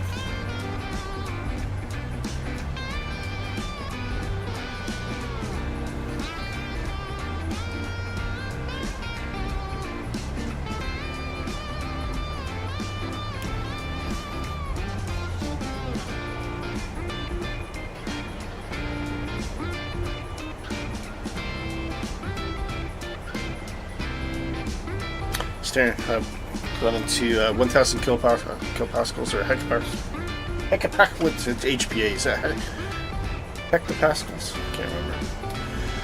Alright, flaps 1.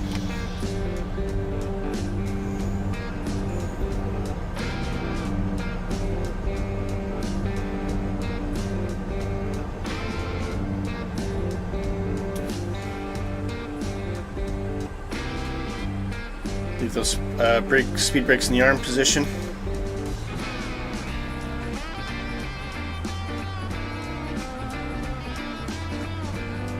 Uh, 33 knot crosswind on final. Oh wow.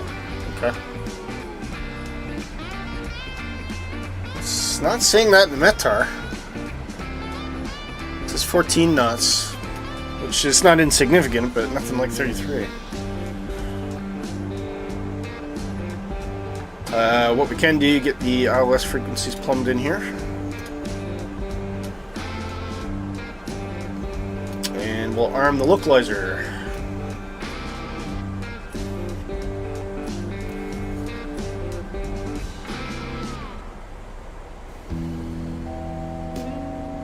Approaching our platform altitude. Everything's actually going pretty smoothly at the moment.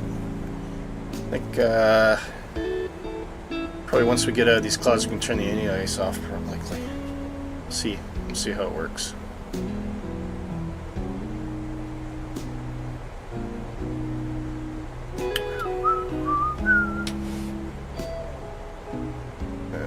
airport info. We are landing runway 3. Okay, so it's pretty much right to the end and then off to the... Yeah. Good, good, good, good.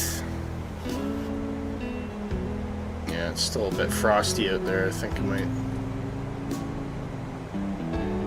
leave the NA on just for the moment.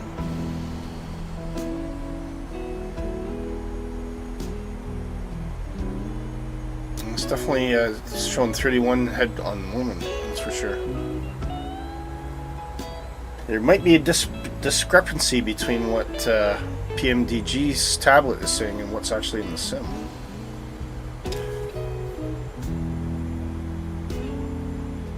Okay, let's slow down to 180, please.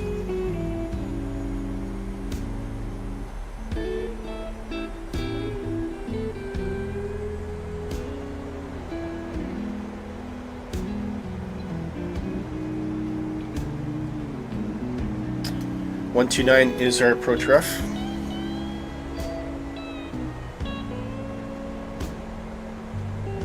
Orbx 1 set.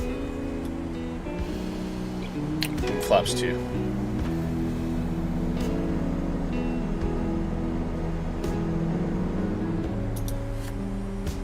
Just get a little bit more drag so we can get down quickly. Just waiting on that localizer intercepting now. See the bug coming in. Localizer capture has activated.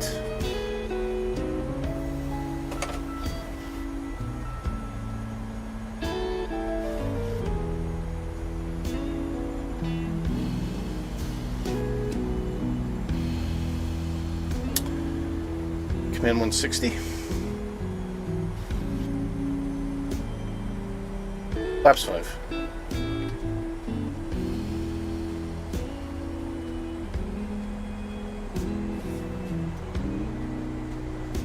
It's looking more like rain in the sim at the moment.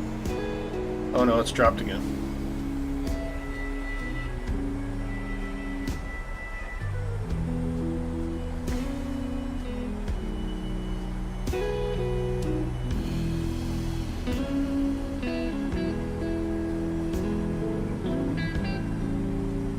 Arm approach. See the diamond starting to float down a bit there. Yeah, it is 33 knots at the moment. Hopefully that improves as we get to the ground. It's a bit different than what the Metar is seeing, that's for sure.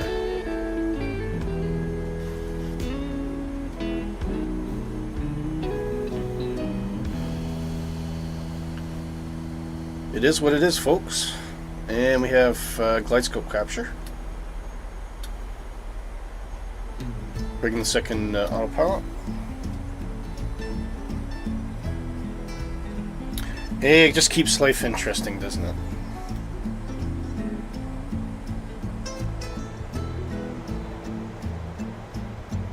Well, 6 miles.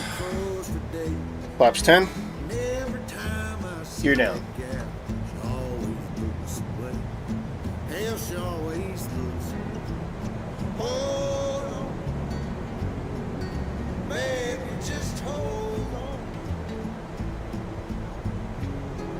Flaps 15.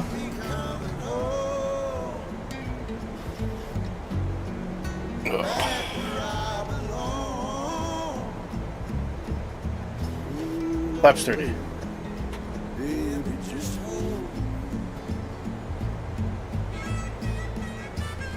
Here we go.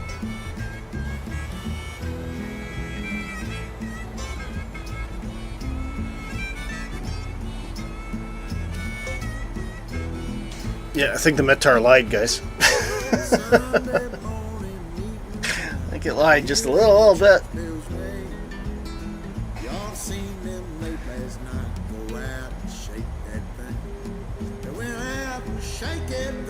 Interesting, Gothenburg has an outer marker here as well. Alright, we'll just bring that music down a bit.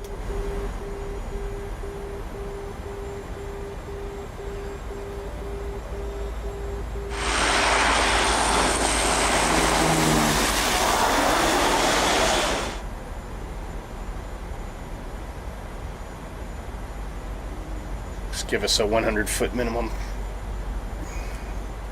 Not by the radio. 1,000. Autopilot's doing okay right now. Alright, looks like it's going to go a bit squirrely, so I'm going to... My controls... Shut up.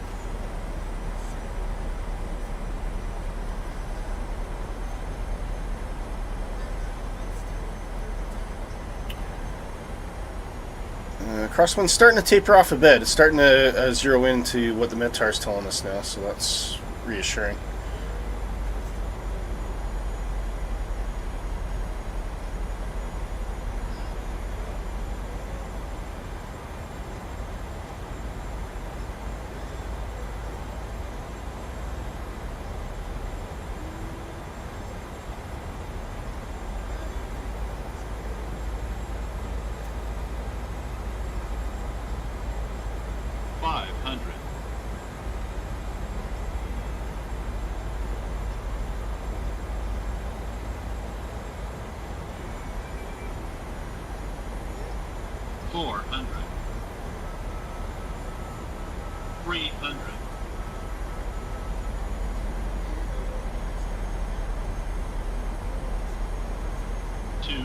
Approaching minimums. Minimums. Continue. 50. 40. 30. 20. 10. Come on, get down. Not bad. Not bad for a heavy crosswind.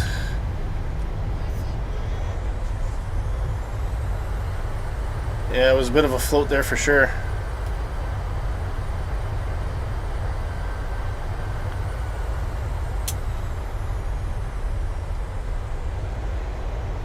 I think we should probably be able to get that exit. Manual braking.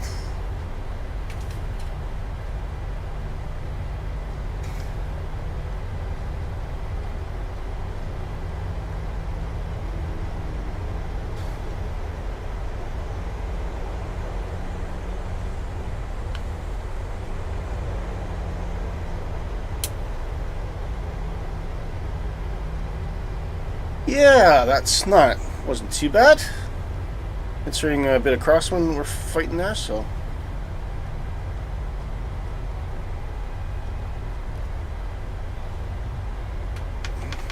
Pulling the flaps.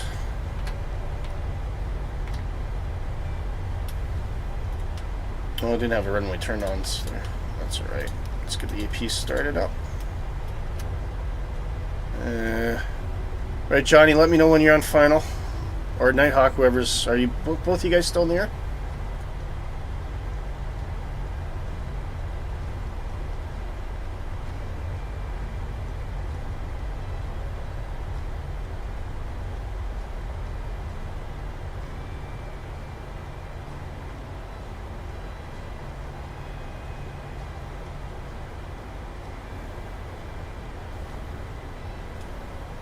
You're parked, okay. Alright, Johnny, you give me a heads up when you're on final. I'll try and get to you.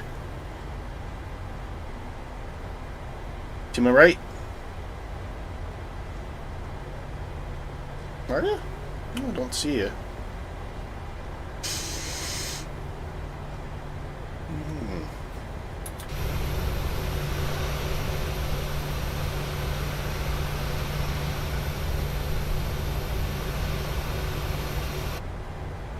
Alright, let's pause here, see if we can get Johnny coming in. Hang on.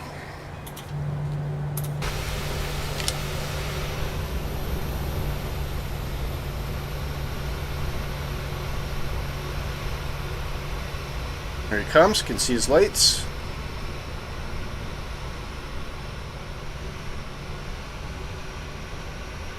Just making sure my airplane's not moving on me.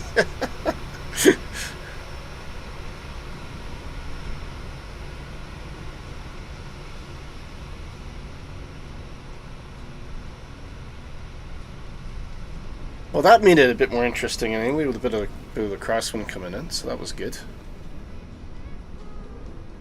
A little less straightforward than usual.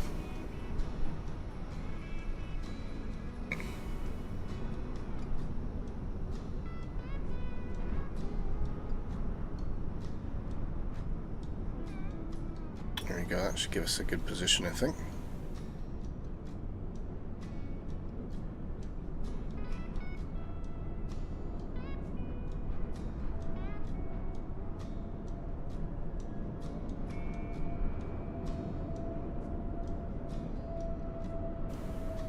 I can hear him coming in too. That's cool.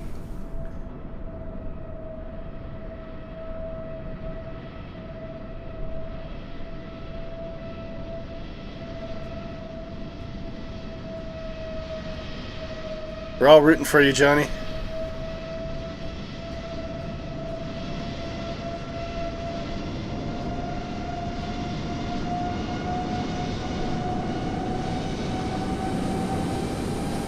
Oh, looks like a bit of a hard one, but he's down.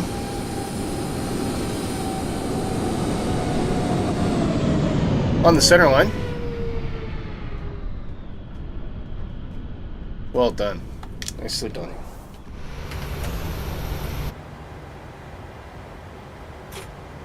Alright. Taxi lights can come off. Let's go get a parking position.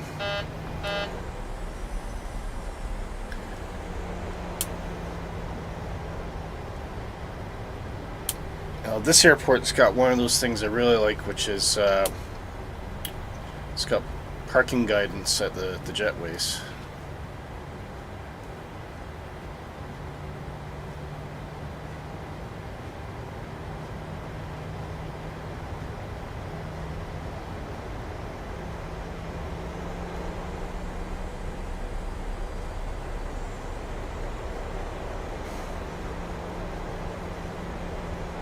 Oh, Dan, you're off? Okay. No worries. Thanks, Dan. Thank you so much for the donation. Really appreciate it, man.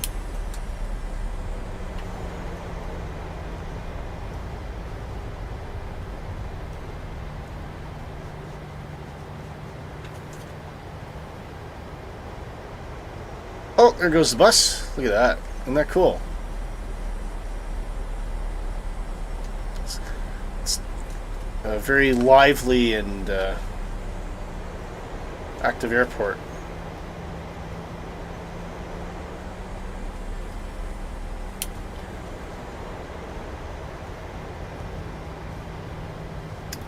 And the guidance is really important for this because the jetways are fixed; they don't move. So you have to see. It says 737. Cool. Okay.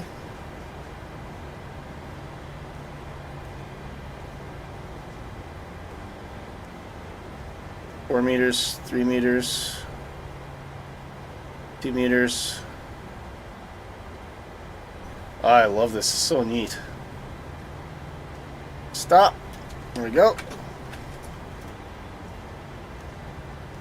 And bring on APU power. Engines off.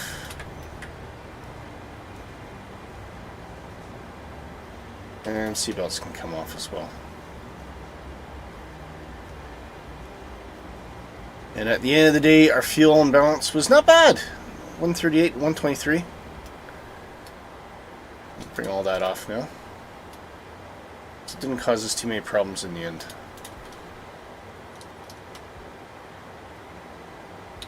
Excellent.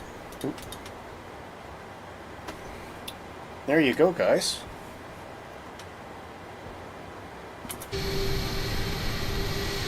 Right, Gothenburg. Oh, here comes Johnny.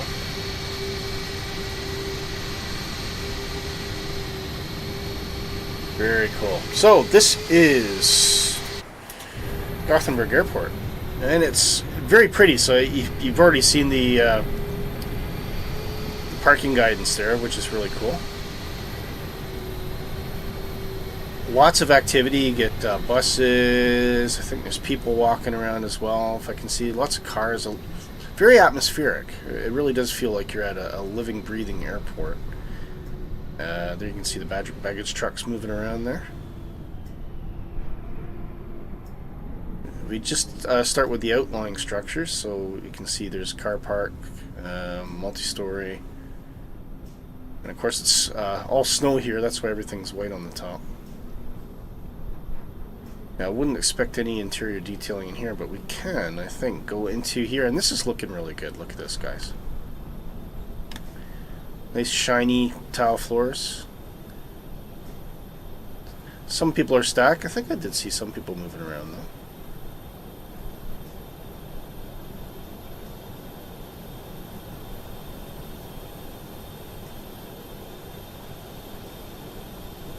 Obviously, you know, this isn't for wandering around, but for what you see from the airplane looking in. So, it's maybe not as clean as some other sceneries, but going inside gives you a lot of This is exceptional though, because they've actually modeled a shop. It's not just like a print on a wall or something like that. So it's good to see that when you are looking from the outside in. You know, this is where that atmosphere comes into play, and especially if we turn on the night lighting. We'll take a look at that. Ooh.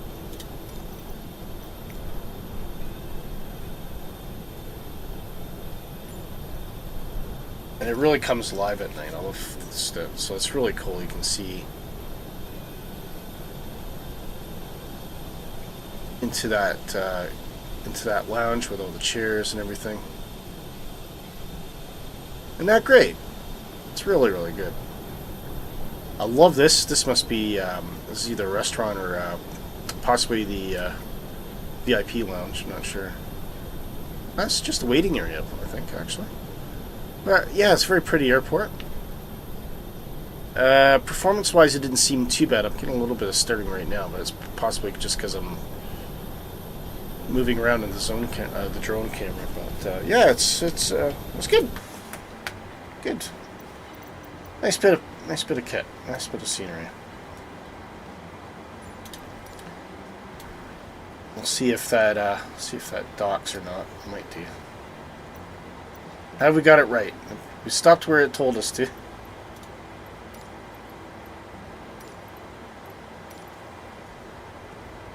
The jetway is going to be connected. Let's see what happens. There it goes.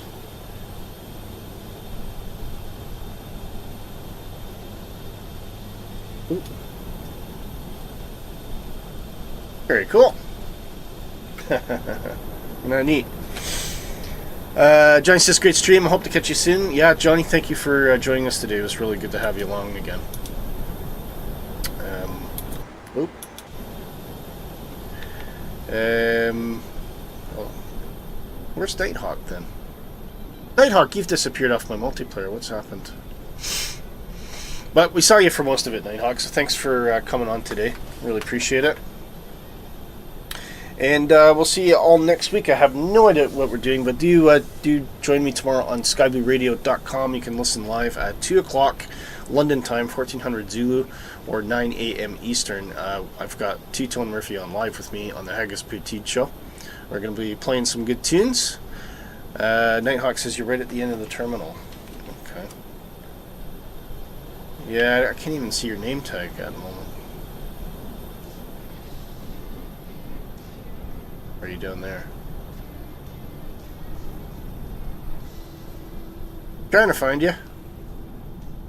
Probably the other direction, I think you meant, though, didn't you? Anyway, multiplayer bug, what can you do? They do say there's major update for multiplayer coming out in SU15, though, so that's good to hear. Really good to hear. Apart from that, wish you all the very best. Have a great Saturday, guys. Enjoy the rest of your weekend, and we'll see you next week. And of course, do join me tomorrow on the DJ chat. Go to skyblueradio.com, click on Discord, take you through the Discord server. You can listen live on the website and participate and chat with me in the DJ chat live with me and Two-Tone Murphy. And yeah, we'll be listening to a few tunes. Not to your right, I can see you. Yeah, okay. I don't know where you are, Nighthawk. I think it's a multiplayer issue on my side. So, but all the it's still great to see you initially anyway through the flight, Nighthawk. So great to have you along today. I mean, I'll take one last pass just to see if you magically appeared, but no, I can't see anything, unfortunately. Don't know what's happened. Anyway, that is it for me, folks. I wish you all the best. Have a great day, and we'll catch you next time on the flip side. Hopefully we'll see you tomorrow on the Haggis Poutine Show at 2 o'clock. Take care, guys. All the best. Ooh, wrong one.